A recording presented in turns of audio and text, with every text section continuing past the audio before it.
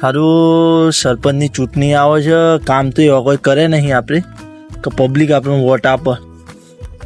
સારું કંઈક તો કરવું પડશે. પબ્લિક ગાળો બોલે છે, આવા આવું તો પડશે કારણ કે બીજી 25 વીઘા રાખવાની છે. ચલો ભાઈ દેખો આપણે ક્યાં થાય. અલ્યા તું કોની વાત કરે? અઠવાડિયામાં એક વાર આવે છે, મેં 2 ડોલો તો બાજુ વાળા ભરી જાય. વાત કરે 10 મિનિટમાં તો સરપંચ બંધ કરી નાખે. તો તકલીફ તો આધાર માઈ ગયું તો આપણે ગામનું સરપંચ સરપંચ ઓવા ચોથો હાથમાં આવી ગયો છે. જોઈ રહ્યો જમણી બાજુ છોડ્યો. તો લ્યો.